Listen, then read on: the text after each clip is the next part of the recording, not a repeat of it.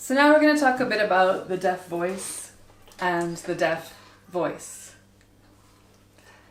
And while we were having a conversation in preparation for today, you showed me a video by Christine Sun Kim. It's a TED Talk called The Enchanting Music of Sign Language. And one of the interesting things that Christine said was, because American Sign Language has no sound, it holds no social currency. And first of all, we highly recommend you watch this video. And I agree. secondly, we're going to move on to talk about this social currency and how deaf voices are framed in culture and society and how they're excluded.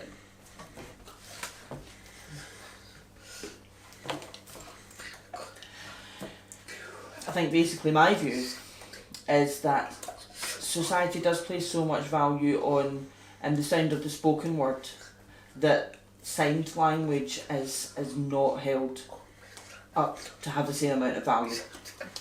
And I think with sound, even with hand touching, other sounds that are part of BSL but just natural body sounds aren't taken seriously because they're not speech. I think you get your power through an interpreter as a deaf person because you're borrowing on social currency. So it's almost like you're borrowing a person's voice in order to regain a level of power. But then the people that you're communicating with won't look at you as a deaf person, they look at your interpreter because that's for them where the value is coming from. Having the value of the spoken word over BSL can mean quite often that you're interrupted. So in conversations, an interpreter, could be maybe working at a 5-second delay to what you are. And so there are times when you will be interrupted because somebody else in the room with the spoken language would jump in ahead of you finishing. They're not actually listening to what is being said entirely. And I think unless I use my own voice to stand up for myself in that situation, I'm not actually going to get them to take me seriously. And it's not until I speak and offer my voice into that situation that happens, which can be frustrating. Mm-hmm. I'm also very aware that I've got a privilege as a deaf person, that I can use my voice, because there are jobs that I get, and I know I get them because I can speak. So as an actor, I can use spoken language. So am I then disallowing deaf people who use purely BSL?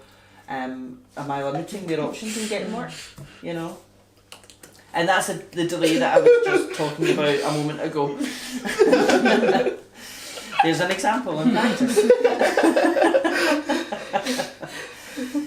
One of the things we also talked about was the importance of the good interpreter, because they are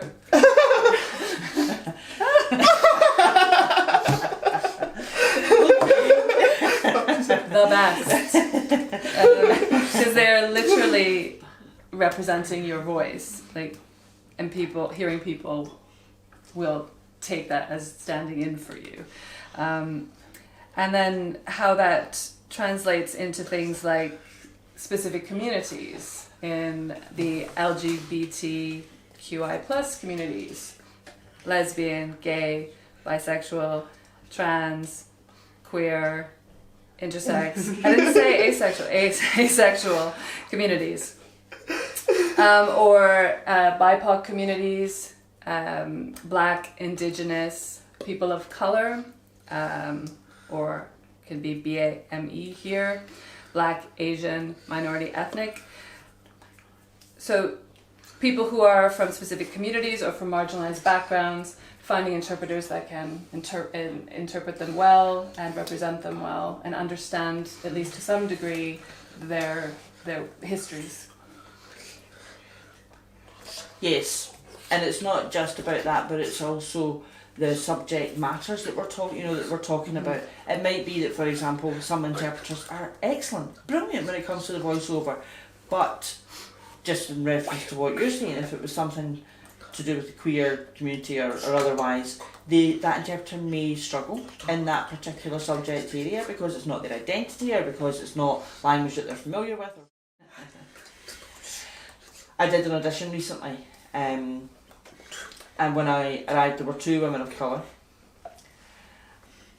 They had to interpret and I was there as an actor.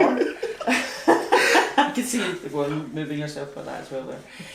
And we were talking about my race, just talking about representation. And when I was using BSL, I could hear the voiceover perfectly matching what I was saying. You know, I normally use spoken language, but to hear that represented the way that it was by the interpreter, because she was a woman like myself, she was Asian, and I think she understood just elements that I'd been through and was able to reflect that really well. And I think that sometimes people wouldn't have used the same terminology. I think it means that there's a certain amount of openness that happens. And it might be sometimes even that they're from different backgrounds than I am.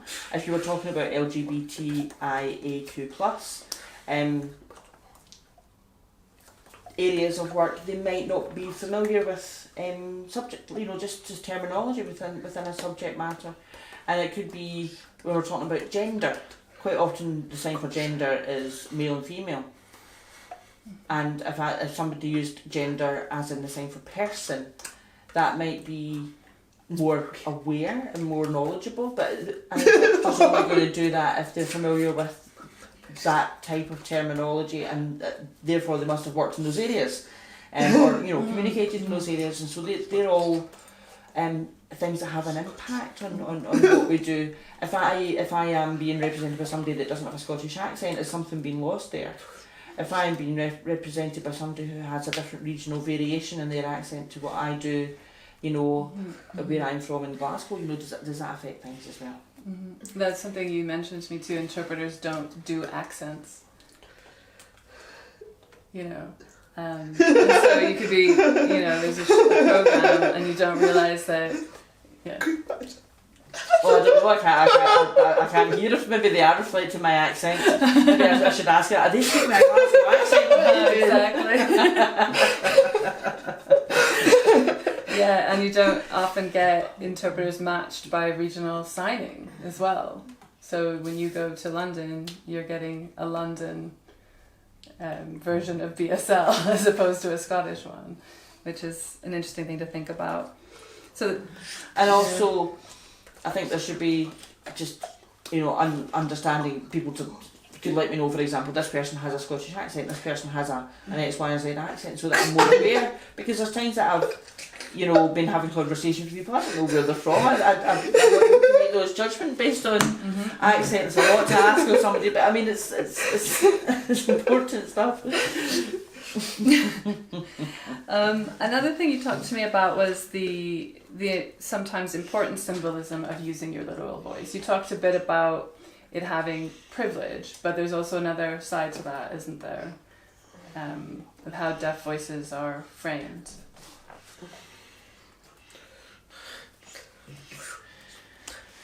Yeah, I think the deaf community, for example, there's times that they'll say to me, you're hearing, because I use spoken language. But there's other times that I've seen that it is a privilege, because sometimes I've been able to succeed more in the hearing world. It's a tricky balance. Mm-hmm.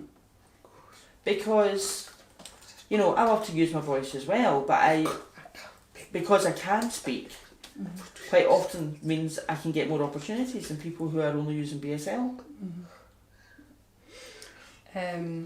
It's a balance, it's a fine balance. Yeah, but there's also that sort of generalisation that deaf voices are unworthy. So you've sort of talked about, you gave me an example from feedback you had once at a play, this idea that deaf voices need to be a certain way. Yeah. yeah, so basically, I did a show not that long ago. Most of the show I used spoken language in, and then some of it I used signed language, and there were captions and we had interpreters. It was integrated.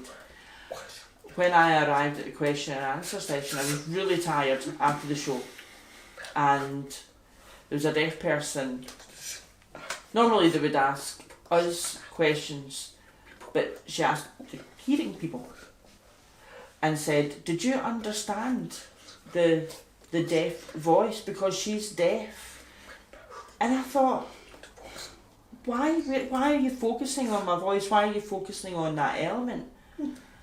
You know, what do you mean by, did you understand her deaf voice? You know, and there was this question put to the hearing people, you know, did you understand? Did you understand? And I was kind of going, maybe they didn't understand me because I'm Scottish, not because I'm deaf. You know, I kind of brought it back that way. But it's bizarre, I've never actually had that happen before, that people would question an audience, you know, as to whether they understood me or not because I'm deaf. So I think there are some deaf people who have expectations about what spoken language could or should be like, because it's an area that's not it's knowledgeable to them. You know, I think it goes along the lines of with captions not having accents in them. I think there's lots of information that people feel are missing out on. But for me, I was left feeling quite embarrassed sitting in that situation. Yeah, that's shit. Yeah, and I think some people feel that deaf people can't speak well, and then if you can speak well, you're not deaf. So, not all deaf people, I'm not talking about all deaf people obviously, but there are elements there. But there's also that, I guess, important symbolism of the empowerment of that, of using your voice as well in reaction to that, saying, well, you may not think my voice is clear or whatever, but this is my voice and I'm going to speak with it. Which I think is a valuable thing with a lot of kinds of disabled community voices as well. Like we have, you know, stammers or stutters and things like that, or people with CP, these kinds of things where certain kinds of voices aren't considered acceptable, and there's a certain power in actually using that voice. So as you say, there's like different sides to it. Yes, and I think with it not just being deaf people, I think with it being anyone, you know, it's not just about deafness or disability, it's about working class, it's about, you know, geographical origin, etc., and barriers that get placed upon you, and assumptions about what you can or can't do well. You know, if you can't do such and such, it means you can't get the job, you know, but actually a character is an actor. A character has got nothing to do necessarily, you know, with the accent. I don't know, you know, that for me there's not those barriers. And I don't want to just have to always fit into the hearing world, as I have done for a long time, but it's another barrier that you get that gets placed upon you. So we're kind of talking about being careful about the hierarchies that are formed by hearing people and some deaf people around which deaf voices are prioritized. We were talking about there's like this idea in the hearing world or in the non-disabled world that there can only be one. And now we have our one deaf person, and we don't need any more deaf poets. Especially we don't need to go into that whole BSL thing or ASL thing, because that's going to be complicated. How do you write that down? These kinds of ideas. And so there's like hierarchies of what's acceptable. And, you know, in disabled communities, again, it's like, we don't want a stammering poet. We don't want to, you know, there are people working in these traditions, but it's very rare for that to be included, because things like spoken word and slam, you're supposed to be able to speak very slickly, quickly, be well understood, and, you know, get your idea across in a short amount of time as well, because there's a time limit generally as well. So these kinds of things. But also, as you were talking about things to do with ethnicity and race, you were talking about your having a Scottish accent instead of an Asian accent, how that gives you a certain amount of privilege, right? But then having a Scottish accent instead of an English accent, So yeah, I was talking about when I was growing up, I was mocked for any Asian thing I did, really, anything that was linked to the Asian side of me. So I suppose there was a more, there was more of a link to my dad in that way for me, and it was a speech and language therapist that I went along to. Because if you're deaf, you always get a speech and language therapist to teach you how to speak. It's an awful method, but anyway, I think one was Scottish and two were English. So obviously, when I was learning, I couldn't help but take on their accent. You know what I mean? Mm-hmm. So obviously I've taken on more of a Scottish accent, but I know that an Asian accent, if I had an Asian accent, I wouldn't have done so well. In some areas, if I'm in the street, if somebody speaks or throws a racist slur my way, if I turn round and say, fuck off, with a Scottish accent, it's received well, And people go, you are Scottish, and they leave me alone. So yeah, I'm half Scottish, but I've grown up and lived here all my life. You know what I mean? So I think, yes, there is a certain privilege there.